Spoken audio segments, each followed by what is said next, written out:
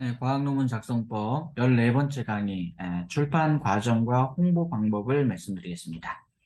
네, 우리가 이제 원고를 다 작성했고, 출판사에 보냈고, 심사를 다 받았다면, 그리고 이제 게재 승인을 받았다면 출판에 들어가겠죠. 그 중에 이제 우수한 어떤 연구, 성과가 있다면은 우리가 그것을 우리가 홍보를 할 수가 있어요. 이 홍보 방법을 이제 우리가 좀 아시는 게 좋습니다. 자, 우리가 연구 논문의 출판이 결정되면 저자나 아니면 연구비를 지원한 기관은 우수 연구 성과에 대해서 대중에게 홍보할 수가 있겠죠. 우리가 이제 보도 자료를 언론기관에 보내기도 하고 연구 성과를 연구기관 홈페이지에 올리기도 합니다. 그렇게 이제 홍보를 하겠죠. 우수한 연구 성과는 학회나 아니면 어떤 뭐 연구기관에서 초청 발표를 해서 전문가와 대중에게 홍보할 수도 있고요. 자, 홍보의 원칙은 연구 성과를 과장하지 않는다라고 하는 거예요. 과장하지 않는다. 최대한 정직하게 알린다라고 하는 겁니다. 이게 이제 사실 쉽지 않아요. 그래서 여러분이 이 홍보 과정, 홍보 방법을 이제 여러분 잘 아셔야 됩니다. 그래서 연구의 과정과 핵심 내용을 있는 그대로, 사실 그대로를 알기 쉽게 소개하고 그리고 연구의 의미를 관련 전문가의 의견을 반영해서 최대한 쉽게 그렇게 내용을 잘 이제 설명할 수 있도록 알리시면 돼요. 자, 홍보 자료를 준비할 때는 이제 일반적으로 학술지나 그다음에 연구소에 보도 지침이 있습니다. 그 보도 지침을 확인하셔서 보도 지침대로 이제 준비를 하시면 되는데 대체로 이제 홍보 자료는 저자가 준비를 하는 게 좋아요. 그래서 저자가 이제 연구 내용을 가장 잘 이해하고 있기 때문에 대중에게 어떻게 하면 정확하고 어떻게 하면 이제 좀 더 이해하기 쉽게 그렇게 전달할 수 있을 거냐라고 하는 부분을 고민해서 그렇게 준비를 하시면 좋고요. 물론 이제 그 연구자는 대중에게 그 대중과 소통하는 부분에 있어서 전문가가 아니기 때문에 어떻게 준비하면 좋을까라고 이렇게 충분히 고민할 수 있습니다. 그렇지만 우리가 홍보팀이 있어요. 사실은 그렇죠? 그래서 저자 혼자 다 이렇게 홍보 자료를 만드는 건 아니고 저자가 이제 홍보 자료 초안을 만들면은 그걸 이제 우리 홍보팀에서 그 내용을 가지고 보도 자료를 만든다라고 하는 거예요. 그래서 그러한 내용, 그러니까 보도 그 자료가 그 저자의 의도대로 연구 내용이 정확하게 반영이 됐는지 과장되지 않는 건지 그다음에 이제 이해하기 쉽도록 그렇게 이제 이렇게 설명이 되는 건지 그러한 내용들을 저자가 계속 이렇게 관여를 할 수 있어야 됩니다. 자, 보도자료 준비와 출판 후에 논문 관리 방법. 이게 이제 또 굉장히 중요해요. 그래서 여러분이 잘 이해하실 필요가 있어요. 자, 보도자료 준비와 엠바고라는 게 있습니다. 엠바고 요청. 내용을 이제 여러분이 좀 아셔야 되는데, 자, 보도자료를 준비하는 것은 이제 논문을 작성하는 것과 다른 맥락에서, 다른 결에서 굉장히 중요하다라고 하는 거예요. 그래서 이 논문을 작성하는 것 못지않게 보도자료를 준비하는 거 굉장히 중요한 작업이다라고 하는 겁니다. 자, 출판된 연구 성과가 정확하게 아까 이제 그 과장되지 않는 게 중요하다고 말씀드렸죠. 정확하게 보도 자료에 반영이 되고 과장되지 않고 비약되지 않도록 작성이 돼야 되고요. 그렇게 그 과장되거나 비약되지 않도록 그 내용이 잘 전달될 수 있도록 하는 그런 경계하는 역할, 그 역할을 이제 저자들이 하셔야 됩니다.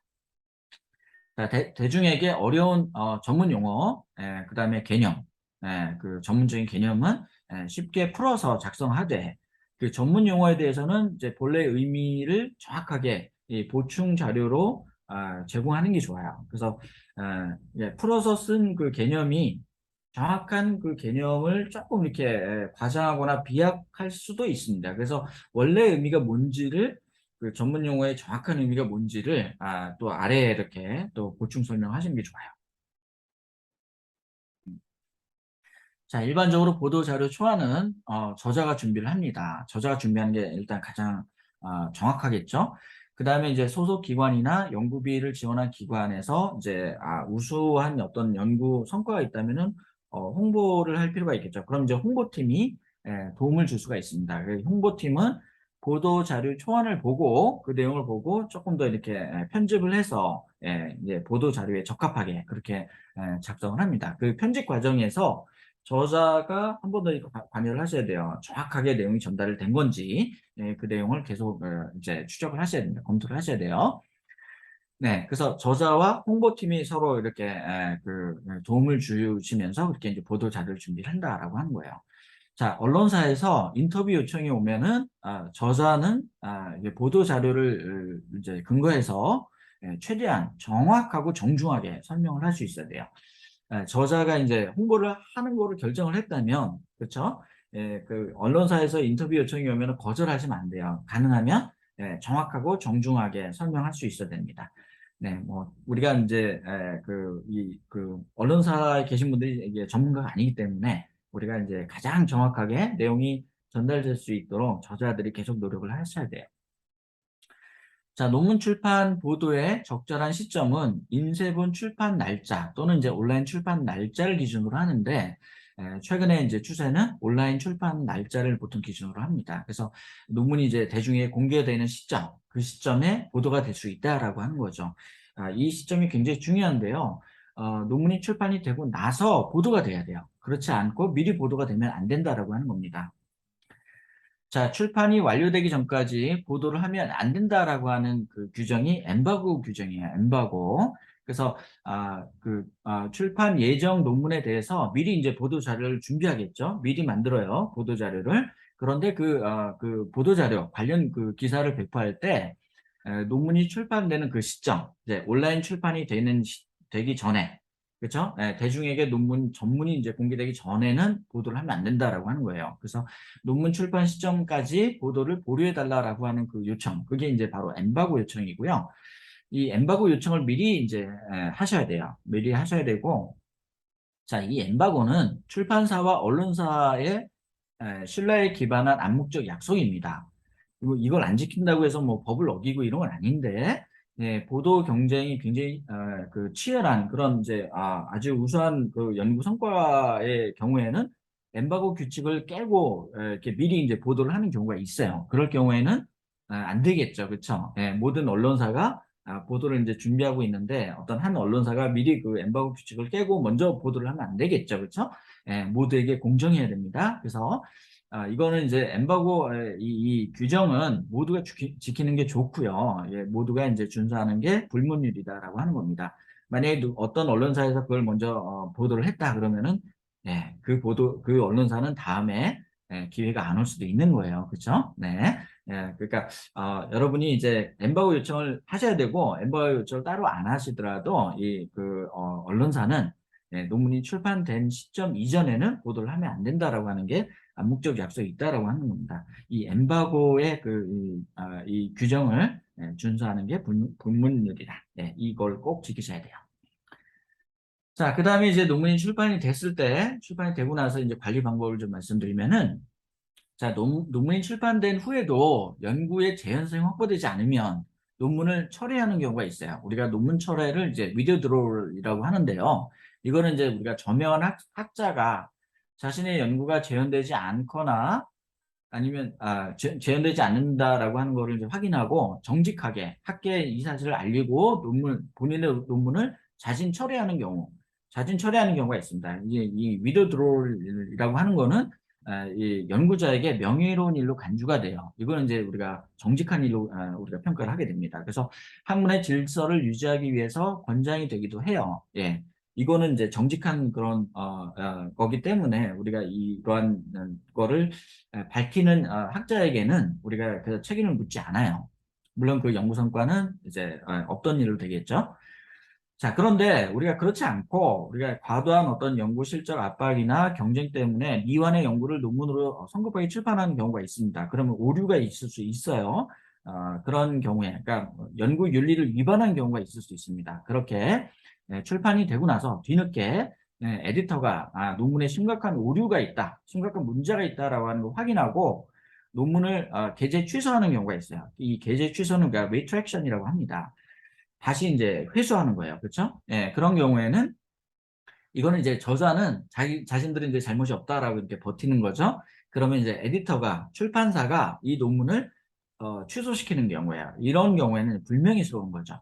연구윤리 위반에 해당이 되고요. 이런 경우에는 저자에게 책임을 묻게 됩니다. 이런 경우. 그래서 자진 철회와 게재 취소, 논문 취소는 좀 다르다라고 하는 거예요. 그래서 그 학자가 이제 본인의 연구를 정직하게 이렇게 이제 재현이 안 된다라고 하고 논문 철회하는 경우랑 아니면 이제 편집자, 에디터나 출판사가 그 심각한 연구 윤리를 확인해서 게재를 취소하는 경우는 다르다라고 하는 겁니다. 그래서 이런 경우에 저자에게 책임을 묻는 방식이 달라요.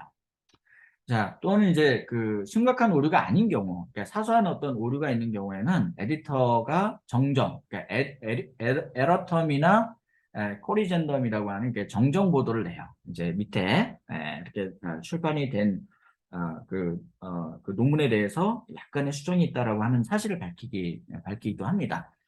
자, 그래서 이제 논문의 출판은 신중하게 결정되어야 되고, 그 다음에 이제 그 앞서 말씀드린 교정본에서 이제 그 오류가 없도록 철저하게 살피셔야 돼요.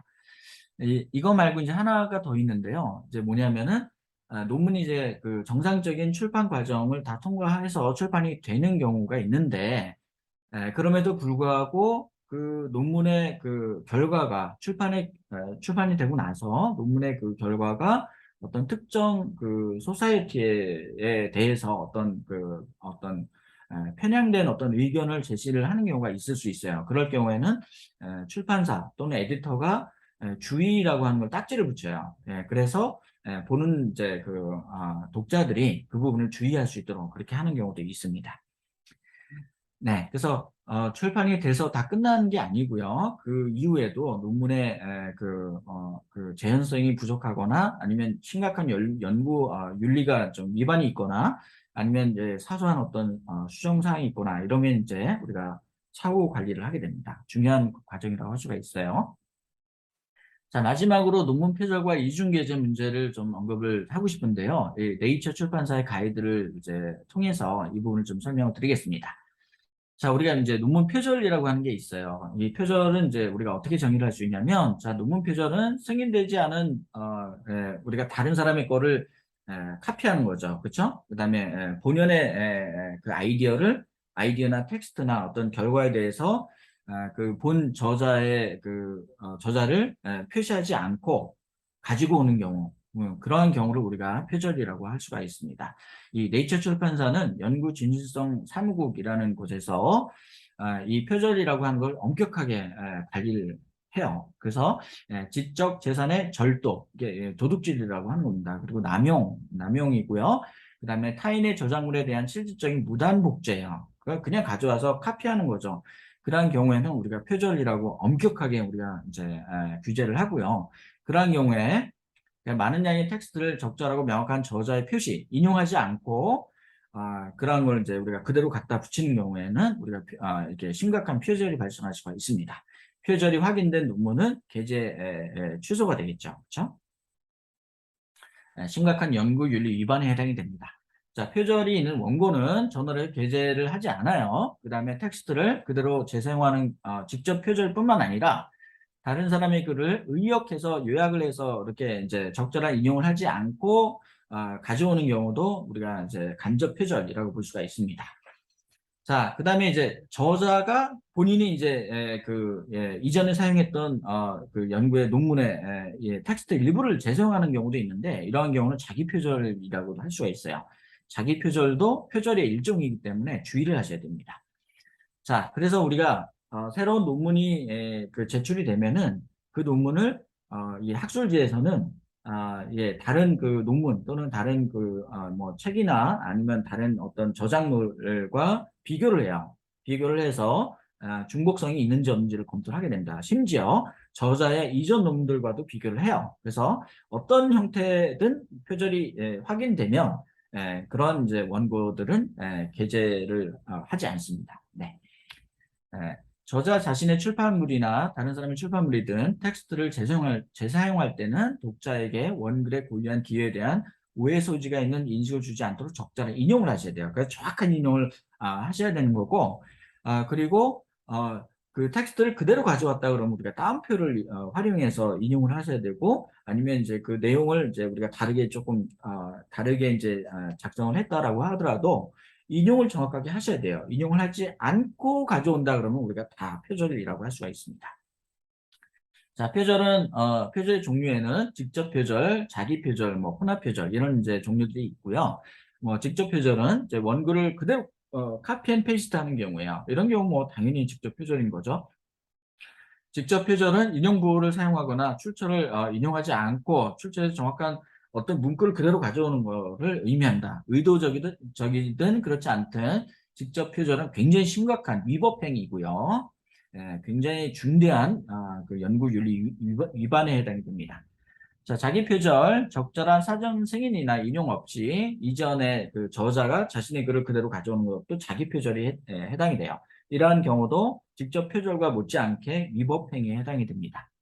네, 세 번째, 혼합 표절. 이거는 이제 인용 보호를 사용하지만 누군가의 아이디어와 일반적인 사고 구조를 그대로 도용해서 표현하는 경우가 있어요. 정확한 인용은 아니고 원글의 그 대부분을 그대로 도용하는 경우. 예, 이게 이제 자신의 아이디어인 것처럼 이제 쓰는 거죠. 그렇죠? 인용하지 않고 이런 경우에도 우리가 이제 그 혼합 표절 또는 간접 표절이라고 볼 수가 있습니다. 그 다음에 이제 중복 출판인이 있어요. 중복 출판 이것도 이제 일종의 표절이라고 볼 수가 있습니다. 이건 뭐냐면 저자가 적절한 참조를 제공하지 않고 자신의 이전 출판된 저작물의 상당 부분을 재사용할 때, 아까 앞서 이제 자기 표절이라고 말씀드렸는데 중복 출판인 거예요. 그렇죠? 그래서 우리가 이 그 중복 출판, 듀얼 퍼블리케이션인 경우에는 일종의 표절이라고 봅니다. 자, 이는 이제 이러한 방식이니까 여러 저널에 동일한 논문을 보내는 경우에 이런 이제 문제가 발생될 수가 있을 거고요. 그 다음에 이제 이전에 다른 그 논문에 수록된 어떤 소량의 어떤 데이터가 중복 사용되는 경우에도 중복 출판이 됩니다. 이런 당연히 이제 표절이라고 볼 수가 있어요. 자, 표절 사후 조치 어떻게 하는 거냐면, 자, 출판이 된 후에 표절이 명백하게 이제 확인이 됐다면 출판사는 표절의 정도, 출판된 논문 내의 맥락, 출판된 논문의 전반적인 연구 진실성이 미치는 영향에 따라서 원래 출판물을 수정 또는 처리할 수 있어요. 자, 앞서 이제 그 retraction이 있었죠. 예, 그 게재 취소를 할 수가 있습니다. 예, 물론 수정을 권고할 수도 있지만은 예, 심각한 표절이 확인이 되면은 연구윤리 위반을 한 거기 때문에 논문을 취소시킬 수가 있어요. 자, 그래서 표절을 조사하는 방법이 있습니다. 우리가 이제 이제 학술지마다 조금씩 방법이 다르긴 하지만 네이처 출판사의 경우에는 유사성 검사라는 게 있어요. 이 유사성 검사가 뭐냐면 지금 내가 이제 보낸 그 매뉴스크립이 다른 그 저작물들과 얼마나 이제 중복이 되는가 텍스트 검사를 해요. 그 소프트웨어를 활용해서 제출된 원고가 그 이전 저작물과 텍스트 중복이 있는지를 확인하는 거예요. 그래서 이러한 방식을 가지고 우리가 그 중복성이 몇 퍼센트다 이렇게 이제 판정을 합니다. 예, 보통 우리가 이제 보통 그 통상적으로 한 15% 이내다 그러면 우리가 뭐 실험 방법 정도가 좀 이렇게 중복해서 작성이 될 수 있다라고 우리가 보통 그 이해하기 때문에 이 정도는 우리가 괜찮다라고 판단하는데 그거보다 더 그 중복이 더 많이 됐다 그러면은 우리가 표절이라고 볼 수가 있어요. 그런 경우는 이제 적절하게 수정을 권고하거나 아니면 게재 취소를 시킬 수가 있습니다. 자, 논문 표절은 학계에서 절대로 용납될 수 없는 중대한 범죄다라고 하는 거고요. 표절은 우리가 반드시 근절해야 될 해악이라고 볼 수 있어요. 그래서 여러분 절대로 표절하시면 안 되고 그다음 표절하지 않도록 주의하셔야 됩니다. 네. 네, 이렇게 이제 논문 출판이 되고 나서 어떻게 우리가 관리할 거냐라고 하는 관점 이제 말씀드렸고, 다음 강의는 박사학위 논문, 우리가 학술지 논문과 박사학위 논문이 어떻게 다른지, 박사학위 논문은 어떻게 작성하는지 그 내용을 이제 강의를 드리겠습니다. 네, 감사합니다.